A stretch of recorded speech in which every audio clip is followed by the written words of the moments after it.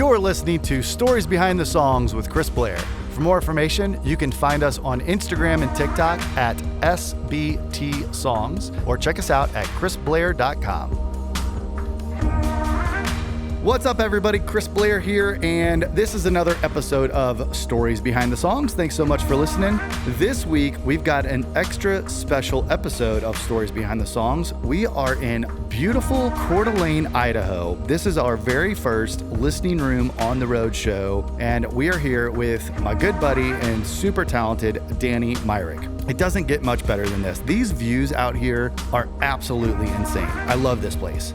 Danny has some classic cuts like International Harvester by Craig Morgan and She's Country by Jason Aldean. We're going to dive into both of those songs on this week's episode.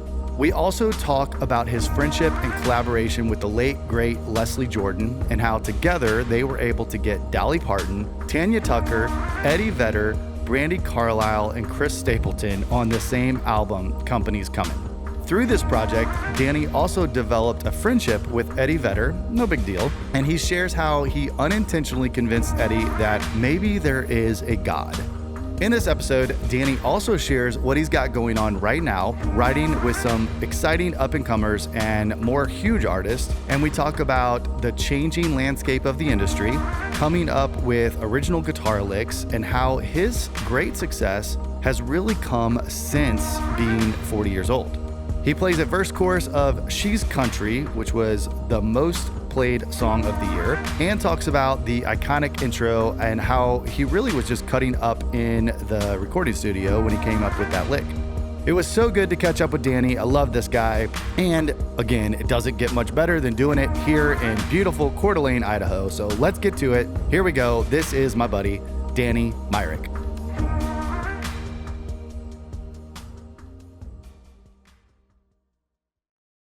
What's up, everybody? We are here in beautiful Coeur d'Alene, Idaho, on Coeur d'Alene Lake, with my buddy Danny Myrick in the house. How you doing? Man. I know, right? Like I'm doing all right. This is insane. Yes. Yeah, I'm gonna be fine. We are playing a big festival tonight, and appreciate you coming from Nashville to do this, and then sitting down and doing a little podcast action while we're Can't think of anywhere I'd rather be. Man, awesome. I love it. Perfect. Well, let's dive in. I always kind of like to start from the beginning. You've got so many hits, and I want to dive into as many of those as we can. But let's just go back to how you got into music in the first place, and then just kind of bring us to Nashville. Well, so the music thing for me was sort of, from the cradle. My dad was a Baptist preacher. I grew up, I actually joke a lot of times when I'm playing shows, I'm a recovering preacher's kid. I grew up on the coast of Mississippi, a little town called Pascagoula, and my dad pastored a church down there. My mom played piano, and so we did a little family band situation and made our first record when I was 7. So I think we made 5 or 6 albums by the time I graduated high school, and so it was kind of all I ever did. Me and my brother, I had a brother who was a year older, and we learned harmonies from about the time we could talk. And my upbringing was, my dad would preach revivals. My mom would play piano. She would set her kids one on each side playing piano until we got old enough we would sing. And then I started writing songs maybe about 14, 15. The other key component to that in terms of songwriting is not only did my dad pastor and, we had our family band, but he also booked and promoted concerts. Our local civic center down there. Some of the listeners may not be as familiar, but I grew up on like quartet Southern gospel music. And so even like back in the day when I was a kid, the Oak Ridge Boys, before they went gospel or went country, were a gospel group. Happy Goodman family, the Rex Nealon singers, all these people back in the day. So he would promote these concerts, and they would typically come over to our house for dinner. And so I started getting to know these artists. And once I started writing songs, our family band would open the shows for them. And as we started doing some of my original songs, that's how I started getting cuts. My teenage years, had my first number one when I was 17. So wild. Wow. Yeah. And you've had several number ones with gospel too. I think I had, counting like Southern gospel and contemporary Christian, I think I had 7 number one songs before I kind of settled in on the country thing. And, just kind of wanted to broaden the topics, Yeah. and the world I grew up in, it's sort of like, God is awesome, heaven's awesome, like whatever, it's just all that can be true. But it's like, at some point I just wanted to write some real life stuff, not necessarily have to put a bow on everything. Yeah. Yeah. So then what year did you make the move to Nashville? I moved, the first time I moved, and when I was 19, I moved in 1984, went to Belmont for about a minute and a half. I went to Belmont for about 4.5 months, blew an engine in my car, ran out of money, and moved back home. But a key component to my Belmont days is my first day in class. There was a guy that used to be at Belmont named Bob Malloy, and anyone who went to Belmont back in the day would know him. He was like the main music business guy. And my first day there in music business class, we finished up that first class, went to the P.O. boxes to get our P.O. box assigned. And this long blonde-haired kid comes up to me and he said, "Hey, are you the Danny Myrick that wrote Jesus is the Light on that D&B band record?" I'm like, "Yeah." And he goes, "Well, my name's Steve Chapman, and I had like 6 songs on that record, and you got the first single." He was giving me a hard time, but that ended up being Stephen Curtis Chapman. And he ended up being pretty strategic in getting me my first pub deal a couple of years later. And so, 84, man. It's crazy. Yeah, that's nuts. Yeah. And then we met back when the listening room was in Comin Station, Mm-hmm. and you started doing full band shows every month. Absolutely. And man, we just those grew and grew, and we became friends back then. And just so kind of walk through what it was like, I guess a little bit before that, but when you got your first pub deal, and and you were playing a lot back then, and just kind of that progression of what happened. The journey was interesting because, like so many of us that are songwriters, I moved to Nashville to be an artist, and so I had a band called Western Flyer that came together. I think we signed our record deal in 93, 94, and which, looking back, was such a golden time for country music. Like, we didn't I was hanging with Jeffrey Steele last night. We were talking about it, and he was in this, band Boy Howdy. We were out on the road at the same time, and you're just young dudes at that point in your 20s trying to make it. You don't understand that you are really in this golden era where, hit songs are really big songs, record sales are in the millions. And so anyway, Western Flyer, my band, I came through that a little bit, and our band didn't really make it, but I met a lot of strategic people, including Jeffrey. And so to make a long story short, without going through the whole ordeal, I had been out of the music business for just a little bit after we lost our record deal and a pub deal. And I bumped back into Jeffrey maybe 2003, and he ended up signing me to a pub deal. We started writing together, doing some stuff together. And, I got a pub deal with Windswept Pacific that he was with. Steve Markland was my publisher. And then we got our first cut together, which was International Harvester with Craig Morgan. And so at the time that I met you, I had a couple other cuts. International Harvester was happening. She's Country had just been recorded. Yep.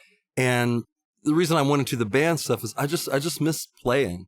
And I always loved doing the acoustic rounds and stuff, but I missed the band thing. And I became really tight with like Rob McNelly, who was playing guitar on all my demos, and Nick Buda, who was playing on demos, and Steve Mackey. And so you were awesome enough to let us get in there. I think it was like the first Monday of every month we would get in, and our only rule was no rehearsal. Just we would it was amazing though, because McNelly, especially, some of your listeners who may not know him, just Google him. He literally just won ACM Guitarist of the Year again this year. But man, back in those days, like it was such a jam session, really fun. But that's kind of how that went. I just wanted to do the full band thing. Yeah. You're such a good guitar player too, and just performer. But that's a good transition. Let's just dive into the story behind the song. So, Craig Morgan, International Harvester. What was the inspiration behind that? And kind of, if you can, take us back into the songwriter's room when you wrote that. And well, it's really funny because I had just been out. I don't know if you remember an artist named Shannon Brown, who was on Warner Brothers. Her husband is Sean Silva, who owns Tackle Box Films. He does all of Luke Bryan's videos, Jason Aldean's music videos. He did all the Rascal Flatts videos back in the day. Anyway, I was her band leader on the road, and we played Farm Aid. And my grandfather on my dad's side is a farmer in Mississippi. So I sat out there all day. We played like 2:30 in the afternoon, and I sat out at the front of the house and watched, John Mellencamp and Dave Matthews, all acoustic, Neil Young, obviously Willie, all these people playing all day, and just processing that Farmer thing. So we came back, and I had a write scheduled with Jeffrey and Shane Miner. And, these guys were doing pretty well. Jeffrey was on fire. Yeah. And this is probably 2005. And I got this idea for a song. I thought this is going to be my CMA Song of the Year moment. I had this idea called Talking to the Scarecrow. And the whole thought process was this farmer who, had one of those years that crops dried up and everything was going wrong. His wife left him, and he was, I meant it to be a serious song. He literally, everything was dried up, drought, and he's praying. He feels like his prayers aren't getting through the ceiling. He's kind of losing his mind, and the only person he has to talk to is the Scarecrow. So I come in, and I've got this idea. And so they bought into it. Okay, cool, So by the time we broke for lunch, I think we had one line, and it just wasn't going.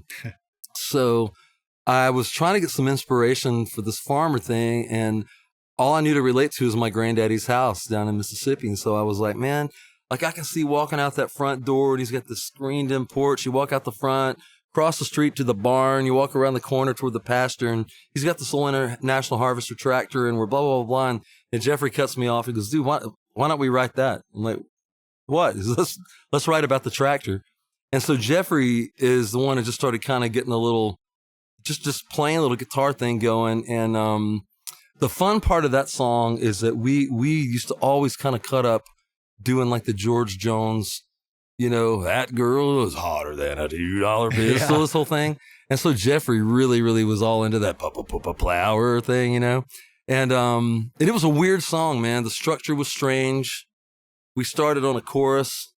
It didn't do the whole chorus. The verses were weird. It just was, it was the strangest sort of map song I'd ever done. And he demoed it up, and I was like, man, nobody's going to ever cut this. And fortunately, Tina Crawford at Broken Bow at the time just would not quit on the song. She loved it. And so. Glad she didn't. It's a great one. Yeah, I've had a couple thanks to her. But that was the first one. That was my first top 10 song. And I saw, we were doing this thing in Indianapolis, and there was like a little FFA thing going on, and Craig Morgan was playing like the stripped down thing.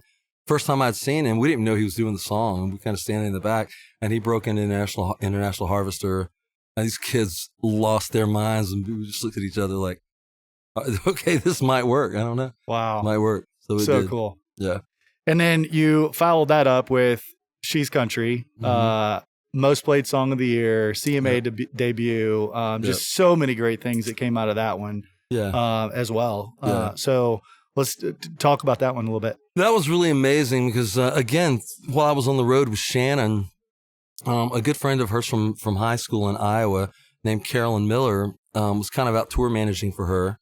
And Carolyn had a friend that a songwriter, artist that she had met named Bridget Tatum that she started working with.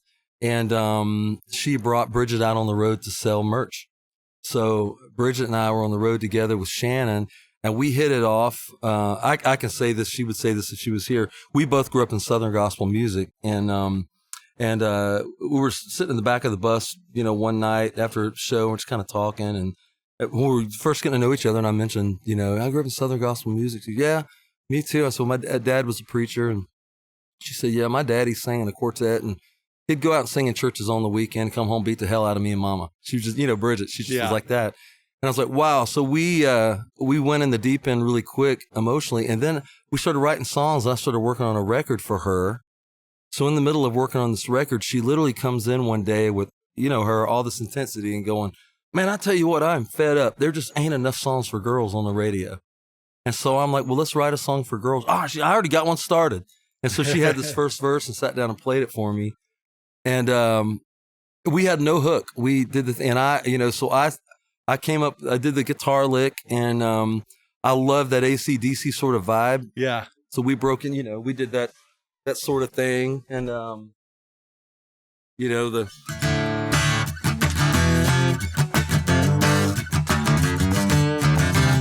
It's the first time I ever played a song in drop D. I just was like, I was just kind of looking for something. And but we finished the first verse and chorus, and we used the word "she's country" as a dummy lyric. And I was like, I don't know what I'm trying to know what the hook is. I don't know what the title is. I've never known this. Yeah, I told her, I was like, I don't know what the title is. Like this, okay, she's a country girl. So we just really just kind of BS the chorus, from cowboy boots to the whole thing. And she's country, nothing but country. And we finished the song, and I'm like, man, we don't have a title. And she's like, no, we got a title. And being the girl in the room, and she was feeling it, and it was all about her. She's like, no, we got a title. Trust me, it hits. And so yeah, man. Wow. So anyway, yeah, it was great. And that thing just skyrocketed, man. It did. I had Jeffrey. I was writing for Jeffrey Steele's publishing company at the time. He used to tell me, International Harvester took a long time to get to the top 10. We had a couple other cuts. Had some other things going on, but he used to tell me all the time, I can't wait till you have one of those songs. And I'm like, what do you, and he had just had this Rascal Flatts explosion. And I'm like, he said, no, I'm talking about a song that every week you check the charts and it's jumping 2 or 3 spots. And it just goes on its own. And I'm like, man, I can't wait to have one. So I remember getting the demo back and sitting in his car and playing it for him. And he just looks at me and said, dude, He's like, that's the one? This is the one. So this is going to change your life. Man, so, and it did. It did. It was, yeah. You want to play a little bit of it? Yeah, most played country song in strip clubs. Same year.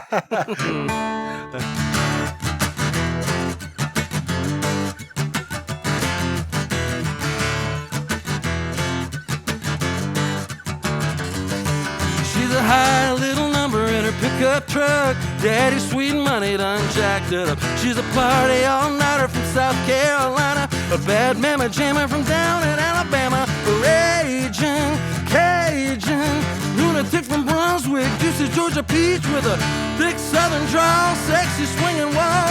Brother, she's all country. Shoot, from her cowboy boots to her down-home roots. She's country. From the song she plays to the prayer she prays. That's the way she was born and raised. Ain't afraid to stay country. But brother, she's country.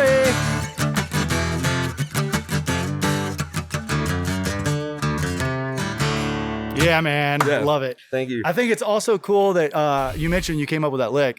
And, a lot of times those licks, number one, aren't even there on a demo. But right. even if they are, the artist will kind of do their own thing. Yeah. And I think it's cool that it's like that the way that you played it and came up with it is exactly how the record is. Dude, that's another thing that was really new to me, like really in the room. So I grew up, I didn't mention this, but in my gospel band growing up, I played bass and sang lead. And then with Western Flyer, with my country band, I played bass and sang lead. So that's why Jeffrey and I kind of became buddies. And McBride and the Ride, Terry McBride, we used to Mr. Mister was huge on pop radio. So we used to always like, man, the Spinal Tap thing, we should start a band of bass players, this whole thing. But I told Bridget, we finished the song, and usually when you finish, you're kind of going, okay, do we need a bridge? Is it just a solo after the second chorus? And I said, man, I used to, I loved growing up doing band things where you'd play Zeppelin, like Black Dog or like Mississippi Queen, where there would be these riffs that the bass player gets to join on. Yeah. I said, it'd be cool if we did like a band riff. And keep in mind, man, there was no thought process of who would record this song. There was really nothing on the radio that was that aggressive. So we did the whole.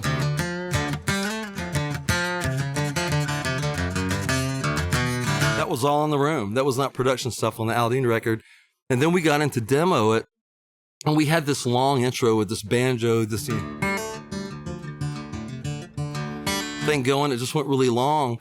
And I went in to do the vocals, and my first run through on the vocals, this intro was so long. So I just started, you boys ever met a real country girl? Talking true blue. This whole thing, I'm just cutting up with my engineer. Yeah. We're laughing, whatever. And I get the demo back. The whole going into that breakdown, show them how a country girl does it one time. That's all on the demo, and he just left it in on the mix. And so, when I first heard the Aldean thing, I'm like, dude, they legitimately, they took all of it, and it worked. I was cracked up first time I heard the cut, but I sent it to John Rich, because I was like, I don't know who else would cut the song, and they had just finished the record. And to her credit, our plugger at the time, Sarah Wood, said this Aldean kid, he had only had one number one song. He had Why, which was a ballad. But he rocked pretty hard. And so we sent it, and Michael Knox, his producer, immediately put it on hold, and rest is history. And still jams it every time he plays. Yeah, he does. He makes a big deal out of it. And man, like I am so grateful, man. Like in the day and age we live, with trying to make a living streaming and all that stuff, that song is still a great recurrent on radio. I've had everybody from, Morgan Wallen to Jordan Davis to whoever be like, dude, that song got me paid through college. Like So yeah, this is really cool. Yeah. Thanks for sharing that, man. Yeah, it's man. Awesome. Good times. Yeah. This episode is brought to you by Sennheiser microphones. When we first started this podcast, we were using some older microphones, and Sennheiser came in and sponsored us and gave us some MK4s and 914s. And I mean, I'm telling you, it's made all of the difference in the world. We love these microphones. We use them at the listening room as well. And I just can't say enough great things about them. Go check out Sennheiser.com. If you are into music in any way, their microphones are hands down the best on the planet. Go check them out, Sennheiser.com. And thank you, Sennheiser, for the support and the sponsorship. We love y'all. Yeah, let's dive into another one. I mean, Low Cash, Tim McGraw, like you pick. Well, the Low Cash thing was interesting. We started, I knew Low Cash from years ago. Jeffrey was writing with them.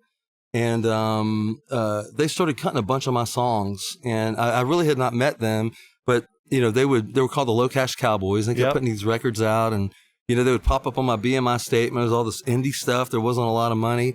These guys were road dogs, man. And so, I'm trying to remember how I met Chris Jansen. I don't remember how Jansen and I first met, but we kind of hit it off, and we started writing, man, almost every week. And so, we all got together. We were double booked one day, and we went in, and somebody had told us that Garth Brooks was looking for like a four on the floor, Mumford and Sons, anthem kind of thing, And so we went in there to start working on a Garth thing, and as we were talking, it became a little bit of a bitch and moan session. We were griping about the music business. Neither of those guys had record deals. Neither of those artists. I had not had a single on the radio in just a minute, and it was just, we're just kind of complaining. It's just hard right now, Yeah. And after about an hour of all of that, I think it was Jansen that said, man, here's the thing. It's a Thursday. I'm going to meet my band at midnight tonight, and we're going to go out on the road, and I'm not making a lot of money, but all the money I'm making this weekend, I'm making playing shows. And then the Low Cash guys said the same thing. We're going out tonight, meeting our band, playing shows all weekend. We were, of course, sitting in my house that songwriting had paid for. And so it sort of became a glass half full sort of conversation. And we just started talking about, I think somebody in the room said, man, at the end of the day, you got to love this life. It's like a pretty great thing we get to do. And we just started talking about our small town upbringings, and the song sort of wrote itself because we just really started listing stuff. Yeah. And the chorus we felt like was super, super simple, but was heartfelt and earnest. And then, we pitched it. Garth didn't do it. We pitched it. Nobody cut it. Chris went out with Buy Me a Boat. Everything began to change on him. And then Low Cash decided to put it out. And, it just was like fully indie, little by little. They ended up signing with this indie label named Reviver, and it sort of became, the little song that could. It was just through that summer, 2016, election year. There's all that contention, just like we have now, and I just think it just the timing was right. That it just felt like, once it got into the charts, and then once you hit the top 40, there's a lot of stations who aren't playing you, but they'll have the Kicks countdown or whatever on, so it'll get that moment.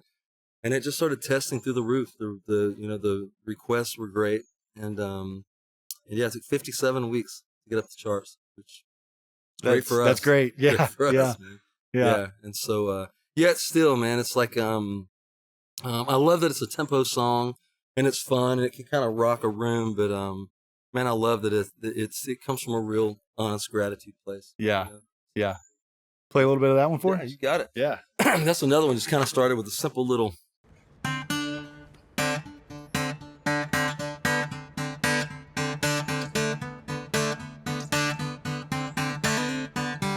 I love my boots broken, I love my camo hat. Don't mind a little paint on my jeans, yeah, I roll like that. I love driving my truck across a railroad track. If you hit it too quick, it'll hit you right back. I love a fresh cut field on a first frost dawn. How it shines like gold when the sun turns on. I love the sound of them wheels, my baby singing along when boys the summer comes on. I love my small town world, I love a country girl, I love a Friday night. Man, I love this life, the sound of old dirt road rolling through my mind. Man, I love this life, yeah.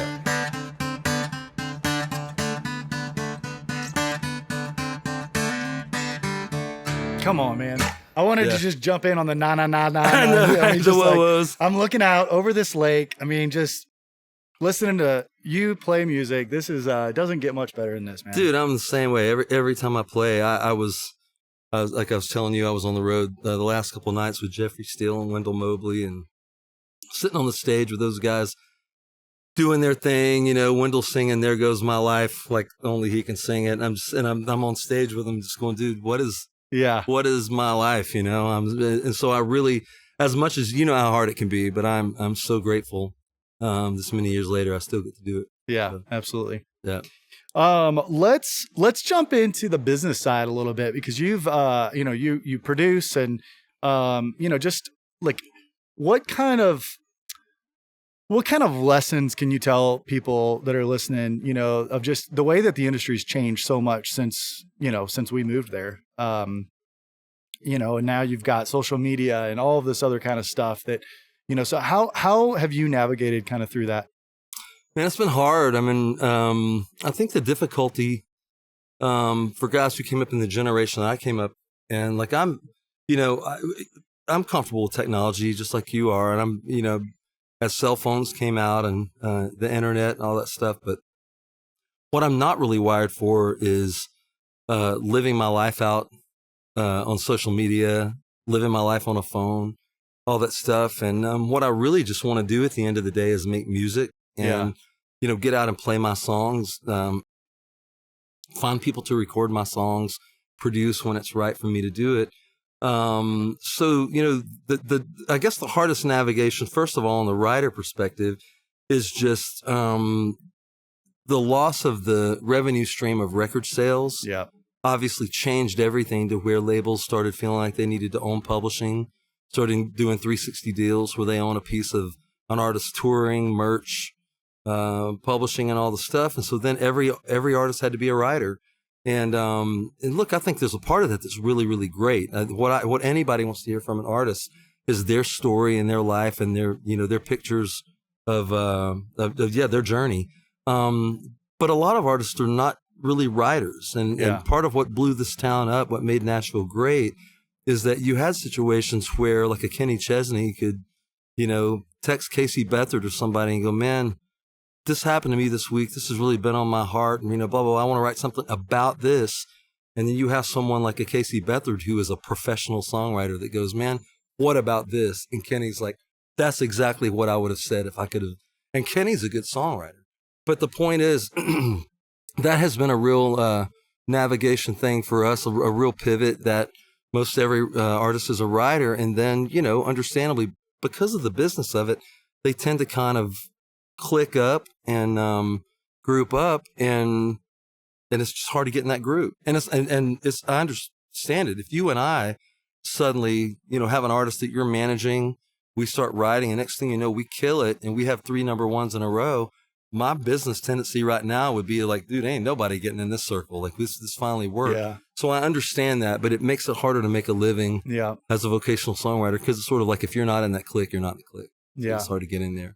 But having said that, man, some incredibly talented people in town, you know, and the business is in good shape, I think.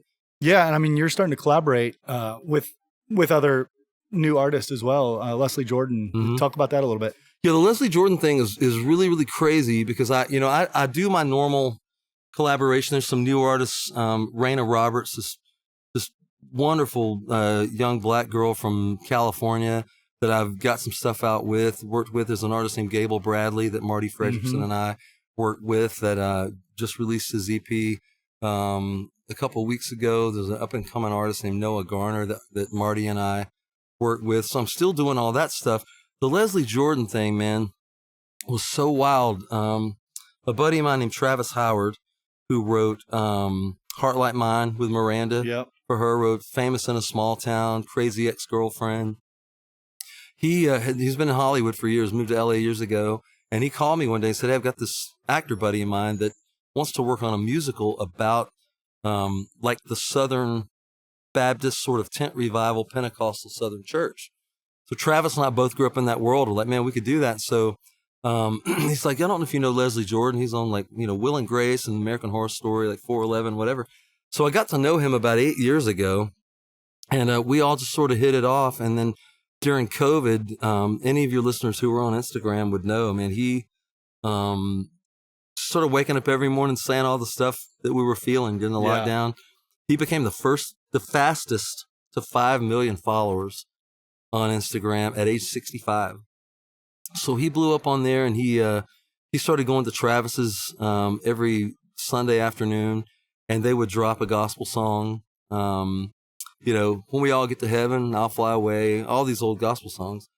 And as a result, man, all these celebrities started interacting with him. And Leslie's story is that, you know, he's from Chattanooga, Tennessee, very flamboyant, gay guy, super funny, like whatever. But growing up, he wrote a play actually called Southern Baptist Sissies years ago because he grew up really, really bullied in that environment. But he still had this love for these gospel songs. So anyway, all these people started following him. And we decided, hey, why don't we go in and make a record and reimagine these songs? And he had an encounter with Tanya Tucker, and he's like, well, you know, Tanya said that she would sing on a record if I made a record. So we kind of rolled our eyes. Yeah, I'm sure she will. But he called her, and she called him back, and she said, yeah, I'd love to sing on it. And I don't know if you know my producer, Brandi Carlile, but she loves you, and she would love to sing on it. So in the middle of 2020, man, with everything pretty locked down, we had this gospel record set, had Tanya and Brandi on it. And Leslie's like, do you think I should ask anybody else to sing on it? We're like, hell yeah, man, you're 2 for 2. Ask everybody. So about 2 weeks later, he called back and he said, man, y'all aren't going to believe this, but Dolly Parton said she would sing on the record. And Chris Stapleton said he and Morgan would sing on it. And Ashley McBride said she would sing on it. And then I asked TJ Osborne, he sang on it. So we suddenly had this incredible gospel record that Travis and I were getting to produce with all these artists on it. And then Leslie's partner, Mike Lotus, called me. We were not quite done and with a record, and he called and said, hey, I know this is super random, but I've become really good friends with Eddie Vedder, and I think I can get Eddie to sing on the record. And so I'm like, okay, that's awesome. What's Eddie's favorite gospel song? He's like, I don't think he knows any gospel songs. And so I'm like, well, that's problematic. But I went back, coming full circle, man. I went back to my Southern gospel days, and I looked up a bunch of Eddie Vedder stuff post Pearl Jam, and he was in Hawaii and he's playing ukulele and everything sort of in that vein. So I started getting up every morning and grabbing my ukulele and just channeling those old Southern gospel things.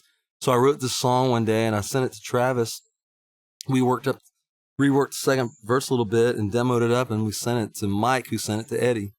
So Meg and I are sitting on the couch one Friday night watching Netflix and drinking too much like everybody during COVID, and I get this text message from Mike, and it's a screenshot from Jill Vedder, Eddie's wife, and it says, hey, I thought I'd let you know Eddie is laying on his back in the studio playing ukulele and practicing your song.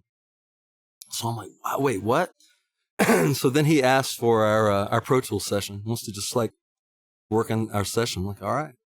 And the next Friday night, man, we're sitting there, and I get this text message, and it's a Dropbox folder, and it says Eddie Vedder Master, and he's taken our demo and put his vocals on it. And wow, I always say when I play it live, I'm like, man, I never thought when I started playing shows I would ever go, here's my Eddie Vedder gospel cut. But it's the craziest thing.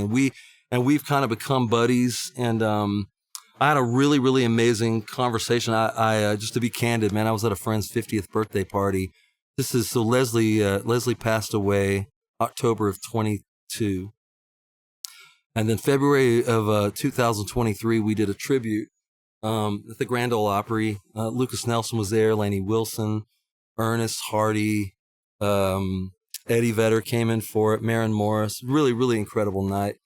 And about 3 weeks after, I'm at this party, and I'm a few tequila sodas in, like we're I'm pretty lit, and I get a text from Eddie, and he says, "Hey, can I call?"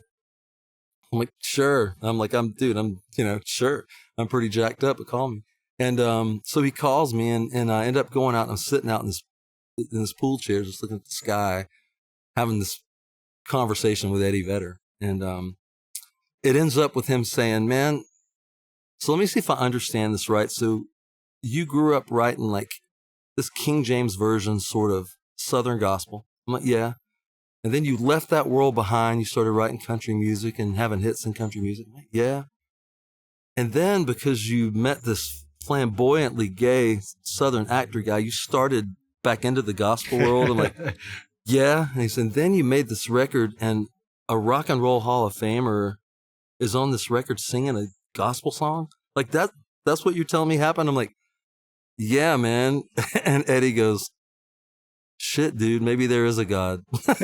So I'm like, it's just like, the most surreal thing, man. Man. So, yeah. It's a wild life, dude. That's so cool. It's wild. I love that you have had all of the success that you've had, and you pour into passion projects like that. And then, like you said, like guys like Gable and like, the newer up and coming, like you're helping.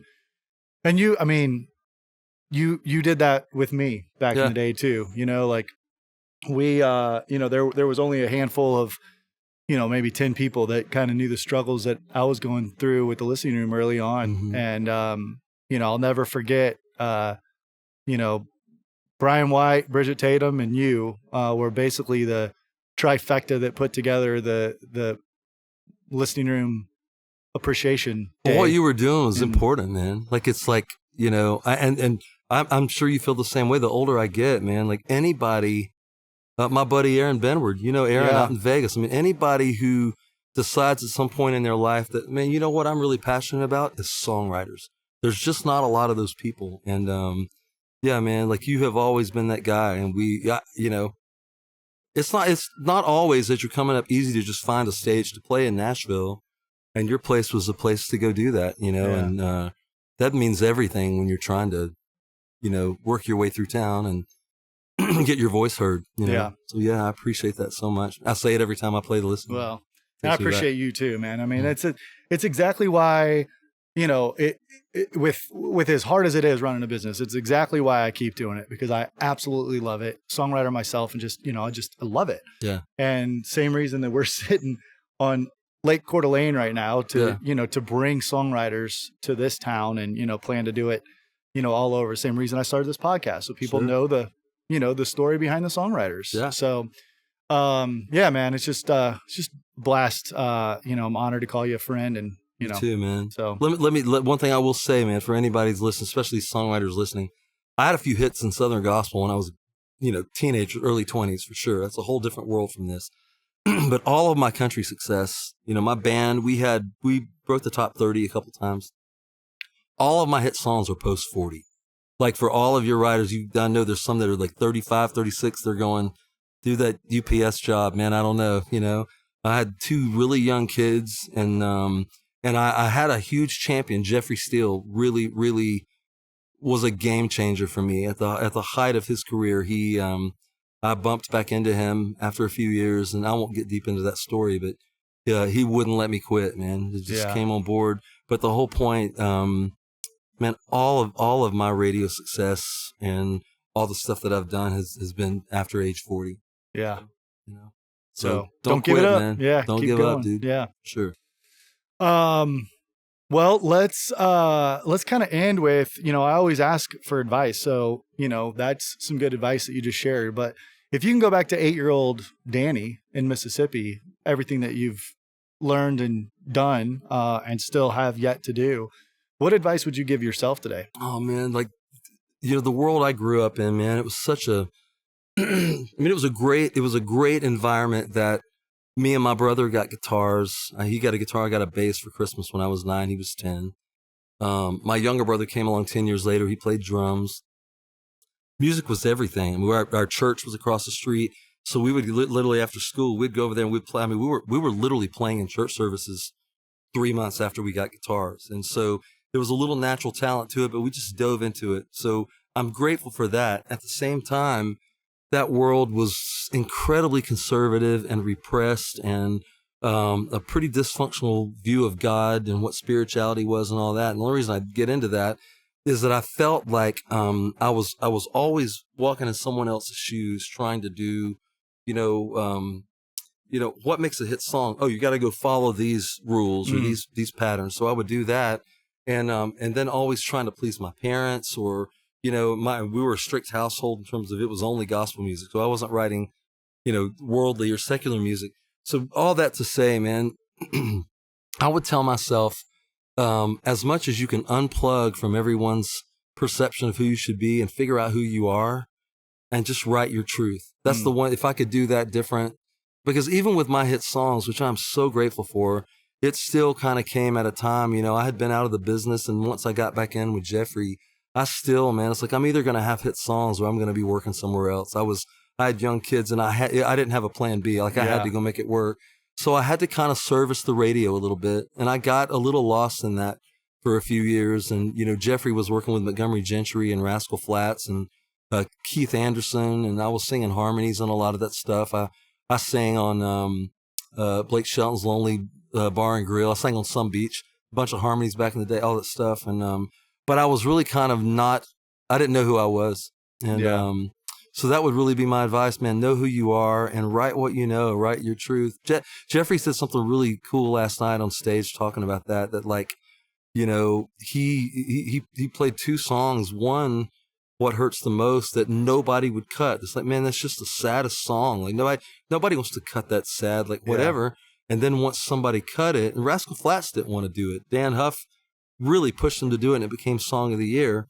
And then I can't remember what the other one was, but it came out of like, he was a Zeppelin fan, and like so he writes the way he writes, and it really, really made the point, man. Find the thing that you do that nobody else does and do that. Yeah. And, cause that's going to be all the things that you think you're screwed up about or whatever's weird about you. That's your $1 million. Like that's the story that's particular to you that nobody else has. So dive into that and write that. So good, man. Yeah. Well, thanks again. Dude, great. It's been a blast, man. Come on. I know. All we're missing is a cold beer. That's right. Yes.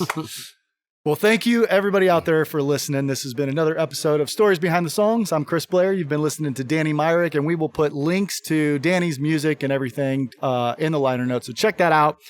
Share this with your friends, subscribe, all of those things. We appreciate it. We will see you next time. Thank you. Appreciate it.